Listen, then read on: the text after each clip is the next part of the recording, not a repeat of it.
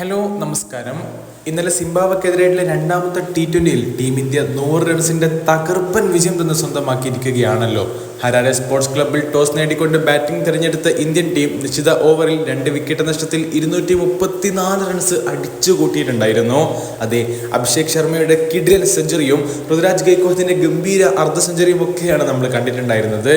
Okay, അപ്പോൾ ഇനി team India ഈ വരുന്ന ബുധനാഴ്ച മൂന്നാമത്തെ T20 മത്സരത്തിന് ഇറങ്ങുകയാണ്.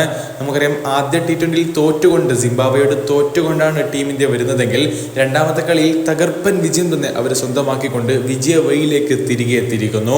നമുക്കറിയാം, സിംബാബ്വെ പര്യടനത്തിനായിട്ടുള്ള ഇന്ത്യയുടെ T20 ടീമിലേക്ക് സെലക്ട് ചെയ്യപ്പെട്ട താരമാണല്ലോ സഞ്ജു സാംസണും ജയ്സ്വാളും അതുപോലെ ശിവം ദുബെയും ഒക്കെ.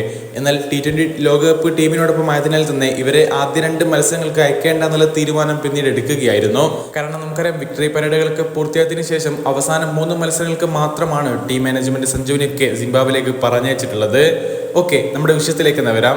സഞ്ജു സാംസൺ വരുമ്പോൾ എവിടെ കളിപ്പിക്കും? തീർച്ചയായിട്ടും അദ്ദേഹം കളിക്കുമോ? അങ്ങനെ ചോദ്യത്തിലേക്ക് വരികയാണെങ്കിൽ കളിക്കാനുള്ള എല്ലാ സാധ്യതയുമുണ്ട്. നമുക്കറിയാം, സഞ്ജു സാംസൺ ആണ് main wicket keeper, Dhruv Jurel second wicket കീപ്പറാണ്. അതുകൊണ്ട് തന്നെ സഞ്ജു കളിക്കാനുള്ള എല്ലാ സാധ്യതയുമുണ്ട്. പക്ഷേ എവിടെ കളിപ്പിക്കും?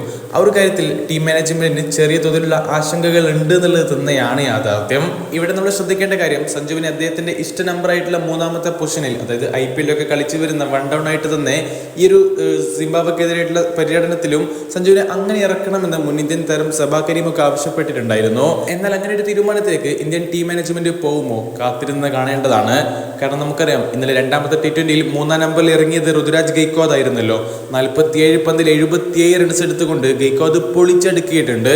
അതേപോലെ 4ാം നമ്പറിലെത്തിയ റിങ്കു സിംഗും 22 പന്തിൽ 48 റൺസ് എടുത്തുകൊണ്ട് ഗംഭീര പ്രകടനം തന്നെയാണ് പുറത്തെടുത്തിട്ടുള്ളത്. അതുകൊണ്ട് തന്നെ മികച്ച ഫോമിൽ കളിക്കുന്ന ഇരുവരെയും മാറ്റുക എന്നുള്ളത് ബുദ്ധിമുട്ടുള്ളൊരു കാര്യമാണല്ലോ എന്നുള്ളത് ചെറിയ തോതിൽ ആശങ്കയുണ്ടാക്കുന്ന കാര്യം തന്നെയാണ്. ഓപ്പണറായി കളിച്ച അഭിഷേക് ശർമ്മയാവട്ടെ സെഞ്ചുറിയുമായി ഗംഭീര പ്രകടനം തന്നെയാണ് പുറത്തെടുത്തിട്ടുള്ളത്. ഇതുകൊണ്ടൊക്കെ തന്നെ മൂന്നാമത്തെ T20 മത്സരത്തിൽ സഞ്ജു സാംസണിനെ എവിടെ കളിപ്പിക്കും? അദ്ദേഹത്തെ 5ാം നമ്പറിൽ ഇറക്കുമെന്നുള്ള ചില റിപ്പോർട്ടുകളൊക്കെ കാണുന്നുണ്ട്. അതുമല്ലെങ്കിൽ റിങ്കുവിന് മുമ്പിലായി 4ാം നമ്പറിൽ തന്നെ കളിപ്പിക്കാനുള്ള സാധ്യതയുമുണ്ട്. 5ാമനായി റിങ്കുവും പിന്നാലെ റിയാൻ പരാഗും ക്രീസിൽ എത്തുമെന്നാണ് പ്രതീക്ഷിക്കുന്നത്. എന്തായാലും സഞ്ജു സാംസൺ വരുമ്പോൾ ആരെ പുറത്തിടും എന്നുള്ളതും കണ്ടു തന്നെ അറിയേണ്ടതാണ്.